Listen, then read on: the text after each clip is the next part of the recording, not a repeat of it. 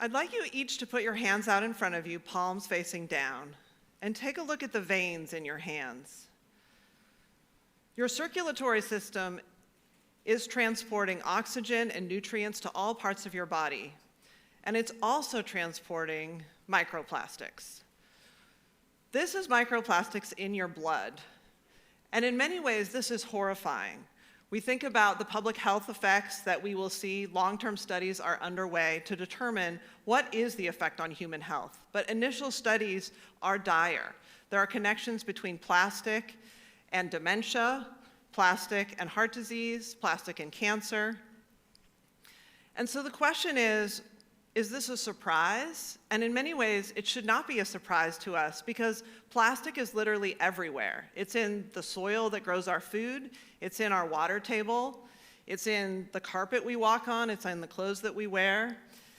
And our plastic problem is really a combination of all of our waste problems. So we have a food waste problem. 30 to 40% of food in the United States is not consumed. It is wasted. We also have a plastics problem that goes up every single year, as you can see from the chart here. Most plastic is landfilled. It is not recycled. And when you recognize the amount that we landfill in all ways, landfills are a larger generator of emissions. They are warming our planet faster than the entire aviation industry. There are 300 million pounds of landfill that we junk every single year. And so today I'd like to take you on a journey of what can we do individually and what can we do collectively. I think many of us are probably trying to live sustainably. We bring our own grocery bag, we fill our own water bottle, maybe we buy an electric car. We're trying to do what we can. But we also want to see systems level change. And what does systems level change look like?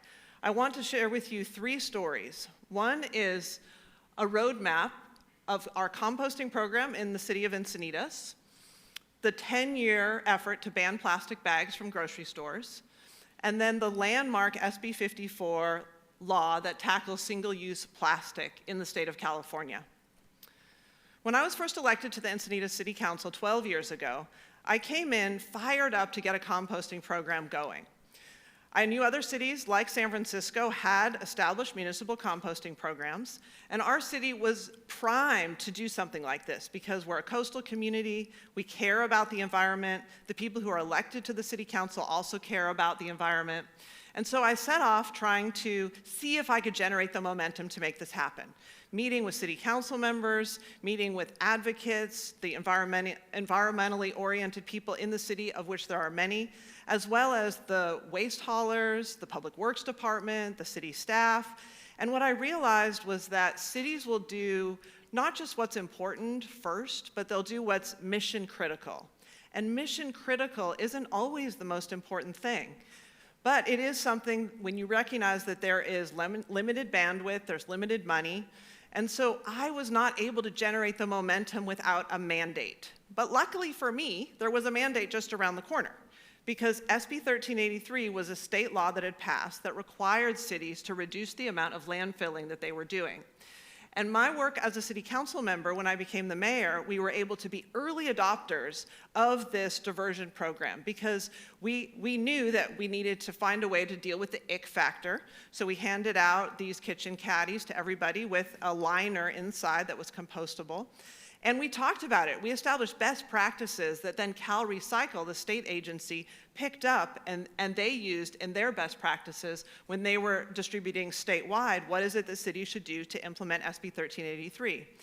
And so what I realized from this process was that the state law mandate is really what made the difference for the city. But all of the work that was done before that did make it so that we were able to implement this better. We were able to reduce landfilling, to do more composting, to message about the importance of it.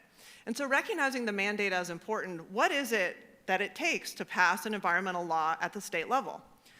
Well, fast forward a few years, and I was elected to the California State Senate, and in my second year, I really wanted to do something to reduce plastic pollution.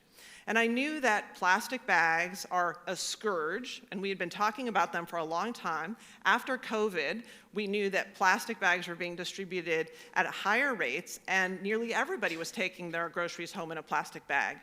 So I introduced SB 1053, and what it will do is eliminate 2,300 tons of plastic bags that are dumped in landfills every year. It's an enormous amount of plastic that comes from plastic bags.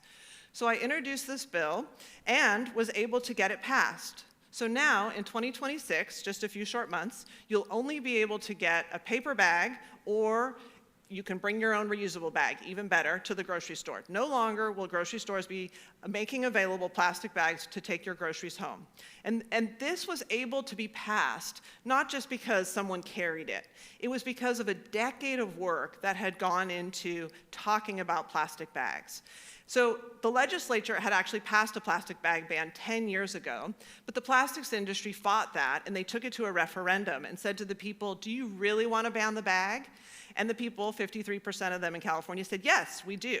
And so the media accounts of that had covered that, and then also the reality that plastic waste had almost doubled since the original plastic bag ban, because people use more bags, and the bags were double the amount of plastic.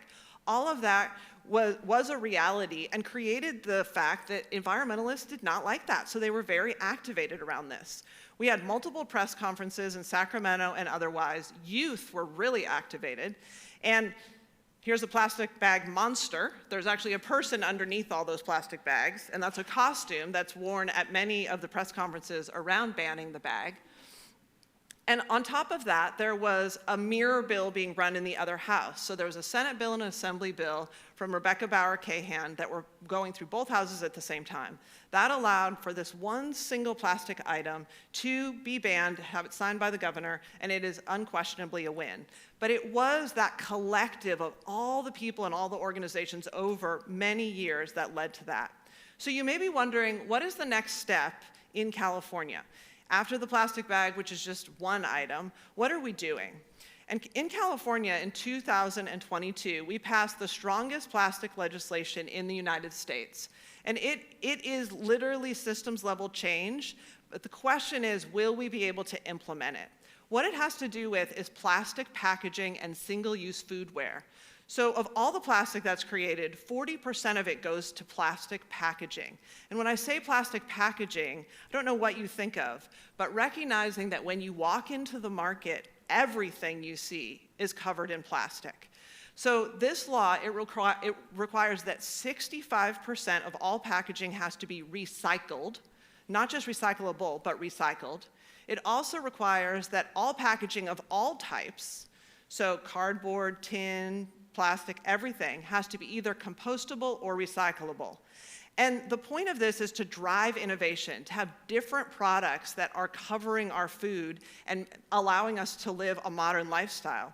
When you look at a picture like this and you see a cereal box, the packaging is both the cardboard around the cereal box, the plastic bag within it, and then the packaging that comes to the supermarket in. So there are many different pieces of plastic packaging. In an ideal world, we are source reducing.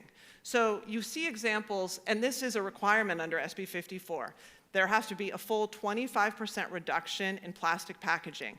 These are examples of really the easier hanging fruit, because bananas already come in their own packaging, the peel. They don't need to be in plastic. Or you can see the pasta. It doesn't need a plastic window. So there are many different ways to reduce and eliminate, which has to happen under SB 54. But the reality of what is happening right now in California is this debate, because 100% of packaging has to be recyclable or compostable. What is recyclable or compostable? When you think about composting, I'm sure a lot of you have seen in the market the single-use utensils that look like plastic, but they're made from cornstarch or seaweed or coconut or some other type of fiber. but some of them don't break down effectively in compost piles. And what that means is that the farmers that buy the compost, they don't want little bits of forks and knives and spoons to be showing up in their soil. So the product has to be actually compostable within the composting that we have available and the systems that we have. So there's a debate going on right now, particularly around recycling. Can we combust it? Can we incinerate it? Do we capture that energy? And what is it that we are going to count? And in reality, what this is it's a battle royale. It's taking place in public, at public meetings, but between industry, the plastics industry, and environmental advocates. Because what we don't want to have happen is enormously skyrocketing prices. So there's this effort to have industry come to the table, which is what SB 54 was in the first place. It was an agreement, a grand compromise that was only possible because there was a ballot initiative that had been qualified. And the plastics industry, over 13,000 producers in the state of California, they said, we would rather not have this go to the ballot, we'd rather work it out ourselves. And so they've agreed to certain things, to pay $5 billion over 10 years, to source reduce by 25%, to have all packaging be compostable or recyclable. But the implementation is what will matter here. And so when I think back about what is necessary for change, what is the foundation for change, what is the roadmap, the three stories of getting composting off the ground in the city of Encinitas, banning the plastic bag, and then this SB 54, what you see is that there's no roadmap that looks the same for each one. But at each level, we needed to have a lot of people and a lot of organizations and a collective will to go in a certain direction. Because ultimately, we go in the direction that is the will of the people.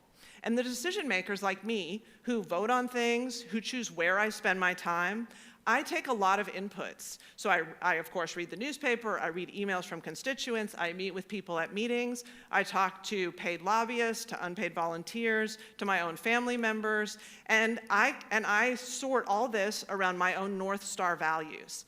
And so the competition of values, how important to us is it that we live in sustainability with our planet, that we reduce that landfilling so that we don't have 300 million tons every year being landfilled, so that we don't have plastic in our body? How important is that to all of us as a collective? And that is the call to action. If you take one thing from this, I hope it's that your actions matter, because you are affecting the policymakers, you are standing at those press conferences, you are writing those letters, you are sending those emails, you are showing up in the places that affect the direction we go. And together, we can wean ourselves off the scourge of plastic and live in a world that is in more harmony. Thank you.